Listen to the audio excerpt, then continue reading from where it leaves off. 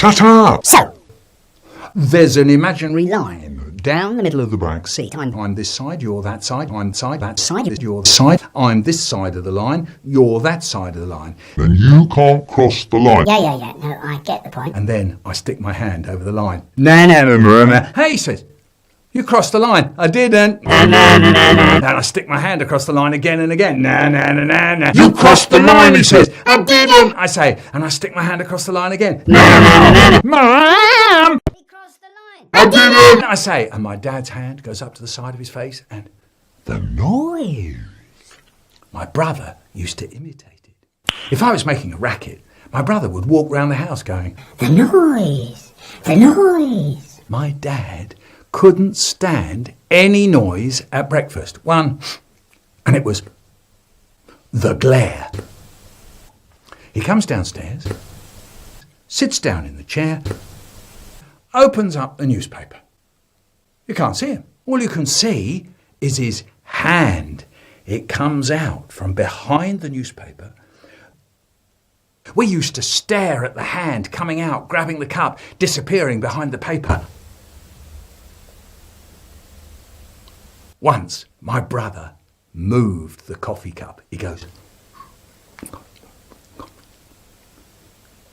the hand came out. Once, I sat there, and a little voice inside me said, Hey, Why don't you practice playing drums on the side of the table? I said, no. no, that'd be crazy. Dad can't stand any noise at breakfast. And the little voice said, yeah, but you know you want to. Go on, yeah, pick up the knife and fork and away you go. No, I couldn't. But I did. Knife, fork, side of the table, and the newspaper came down and my dad's hand went up to the side of his face. He started to say, the noise. But my brother was in there quick with, the noise. And my dad was left there with his hand in midair, still trying to say that.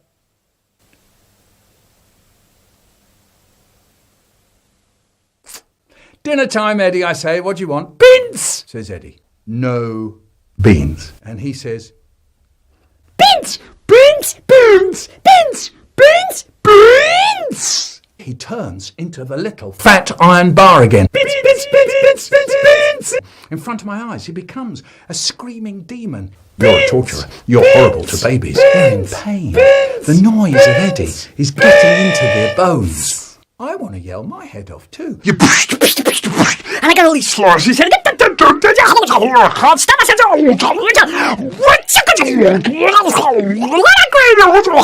You get told you prick.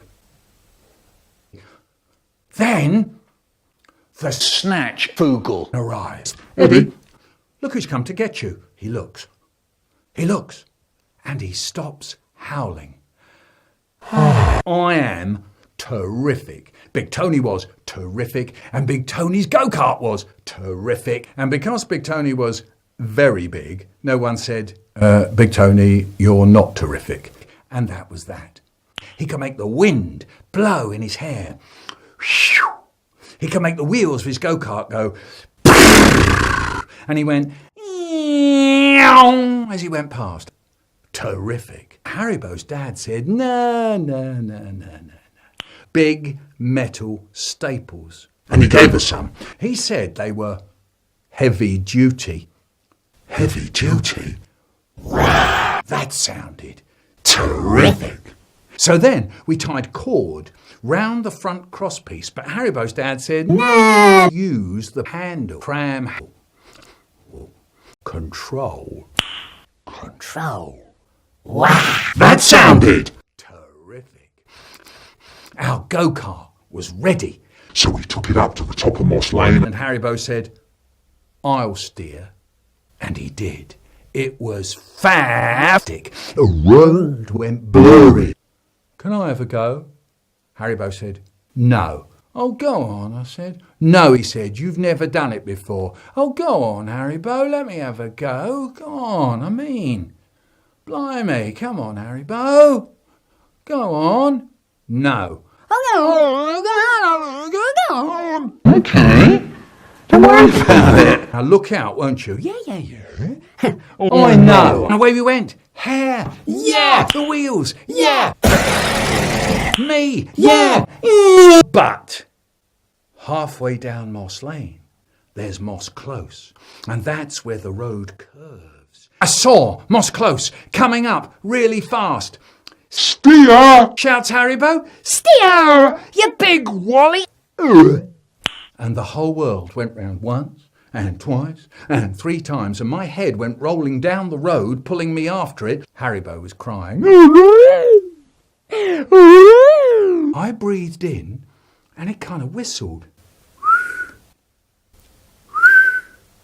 There it was again. We walked home. It was still whistling. I told Mum everything, and she said, Well, your teeth will probably fall out, you know. One of those nice things that mums sometimes say. Next day at school, they were all asking about the crash. They all looked at my tooth. And the tooth. Wow. That sounded terrible. When Haribo got his racer, his brand new racing bike, For Christmas.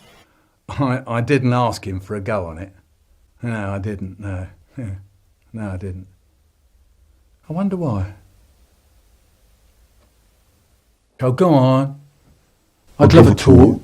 Please. It was no good. I wasn't getting anywhere. Then came my birthday. On the table was a big box. In the box, a torch. My dad took it out the box. That is a waterproof torch. Waterproof. I got into the bath, switch on, search for ship and treasure, up, breathe, under again. Then the torch went out. I shook it and banged it. I couldn't get it to go again. My birthday torch. The Torch. it won't work. It's broken. And my dad says, what do you mean? It's broken. It couldn't have just break. How did it broken? I don't know. It just went off. The noise.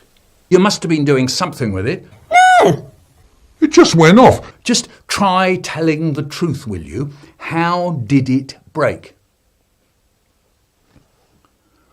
It just went off. Are you mad?